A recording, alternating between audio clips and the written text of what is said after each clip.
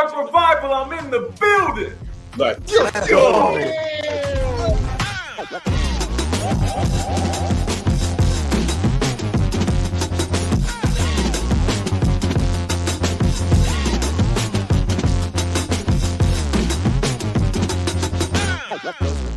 Live with the Revival! Let's go. Let's go. Peace and blessings. It's your boy Eli Rax, and of course, that's Mr. Glass Half Full. And this is the Revival update. The Giants got their man. John Harbaugh is now a New York Giant. He is the official head coach. And guys, let's break a couple of his things down as far as his accolades. Regular season win-loss records is 180 and 113. Postseason wins is 13 and 11. And guys, don't forget, man, he's a 2013 Super Bowl champion, 2019 AP Coach of the Year, and he has 18 years of NFL experience at head coach down in Baltimore.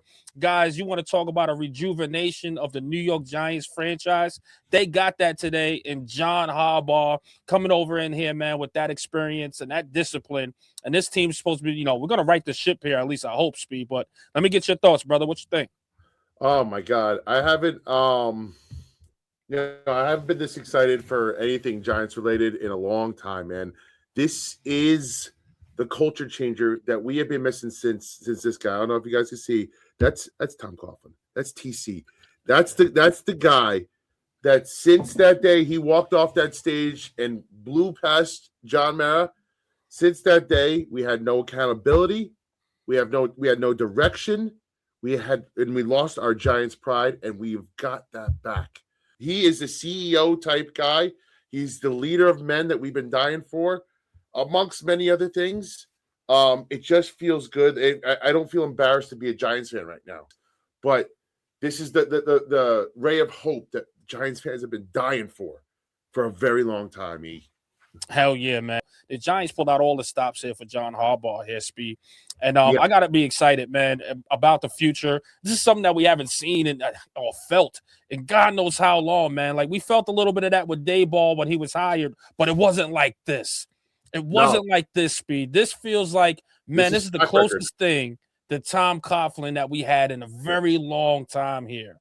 It finally feels like the football gods are shining on us right here, Speed. Giants fans, be excited. No more slander. Like the Giants, and they got it done. They got everything done. I don't want to hear no more of the pity party, the boo-hoo. That's it. It's 2026. Right now, we need to worry about this season, worry about the offseason, and see what they're going to do, man. So I'm excited. Joe Shane, like I said, got 100% of my support. So does John Mara and the rest of the organization, man. We'll start from scratch here. I'm excited, Speed. Let me say this about Joe Shane. Joe Shane, while I do want to give him credit, I do believe he didn't have any other choice in the matter. John Mara and the Mara family and Tish's, they wanted this guy. And Joe Shane, they're like, hey, you're either on board with this or you're going to have to get left by the wayside. I believe that's a little bit of how this went. Joe Shane, out of job preservation, he had to be on board with this. I truly believe that. This is their guy. You can't tell me anything differently. This was ownership's guy. And Joe Shane, I don't think Joe Shane is going to have the same power that Joe Shane did have previously. I don't think this is a Dable Shane thing where they came in with equal power, equal. This is John Harbaugh's show. I think they Chris Mara made some promises. I think the Mara's made some promises. They said, John, we want you. Here's a 5-year, $100 million contract. It's going to come with you being able to do a lot of things around here, and you're going to have a heavy say in personnel. And I think Joe Shane, while there's no, real word about his power being relinquished, I think it's having take a step back, a demotion per se.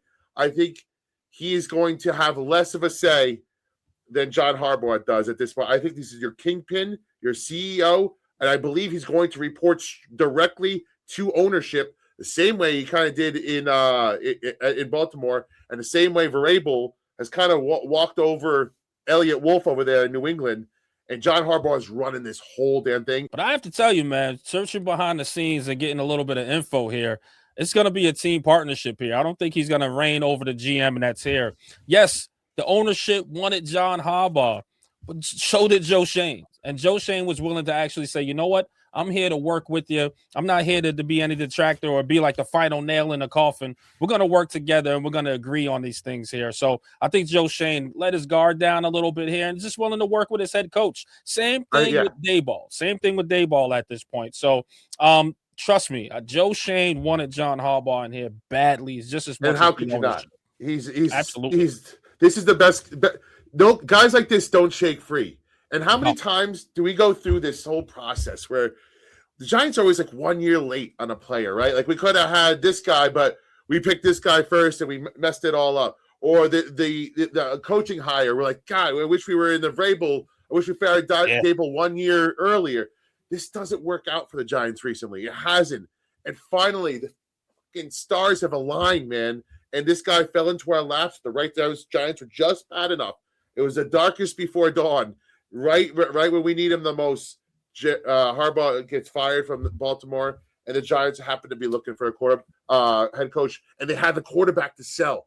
Quarterback, and let's talk about that, because Jackson Dart was a huge part of this whole process. He recruited. He was part of the recruitment process of getting John Harbaugh, and that, to me, is huge because that's not John Harbaugh looking at Jackson Dart's tape and being like, I can work with this guy. He seems to have the tools. No, they shook hands. They over a meal, they talked about what's going. And he liked Jackson Dart, the person, the leader, and that's what I love about our new quarterback, bro. I get the message. Hey, Jackson Dart is there to push this thing over. Like, that's the leader we wanted as a quarterback, and we haven't seen that in a very long time, all right? Jackson Dart is that new Ferrari that all coaches want to coach. This guy, Jackson Dart, is an athlete, man, and I think he's got a couple more better intangibles than Lamar at this point. I think that the one thing that he has is not only just the talent there, guys, but that guy's a killer, that Mamba mentality. That's what Jackson Dart brings, man, that competitive nature. This guy is going to pull out all the stops here to make sure the Giants have a win. You know what I'm saying? Like, that's the power of Jackson Dart here. That there's no moment bigger than him. You remember we talked about Eli Manning was like, yo, man, there's no moment bigger than anything that like Eli Manning can figure it out in the playoffs. That's going to be Jackson Dart here. I think during regular seasons and playoffs, the lights aren't going to be too bright for this young man. No. He wants to win. And he wants to win a Super Bowl now. You know what I mean? So talking to him and pushing him over, saying like, hey, John, I'm going to give you everything you got. Make sure you give me everything you got.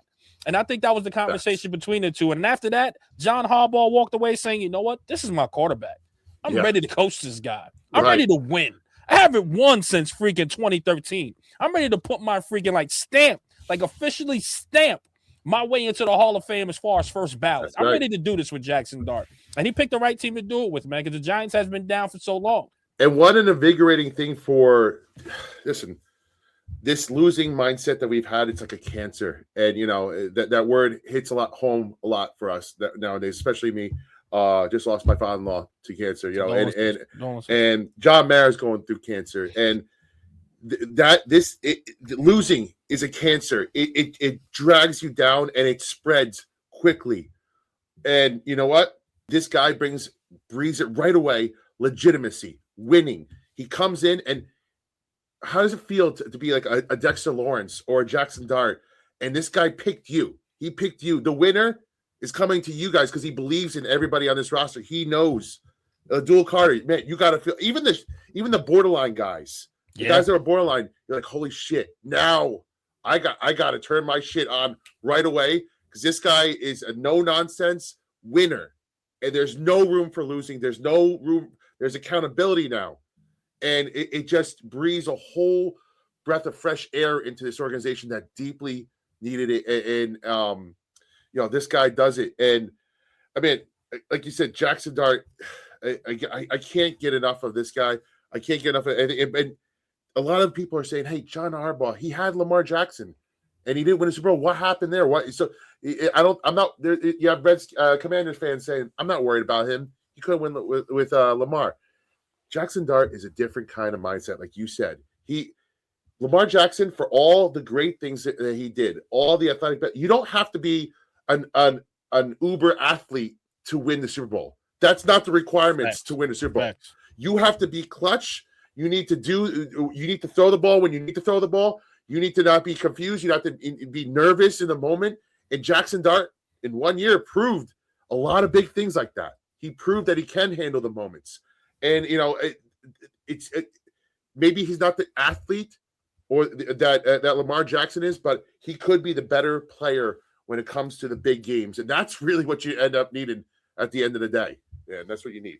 Totally agree. Guys, if you can, please hit that subscribe button. Please hit that thumbs up, man. Guys, we're back, man. And, of course, we'll see you guys Tuesday. And on behalf of my brother, Mr. Glass Half Full, it's your boy, Eli Rax, man. We'll see you guys on the next one. Peace and blessings. Yes, sir. New York Revival, I'm in the building. Let's go.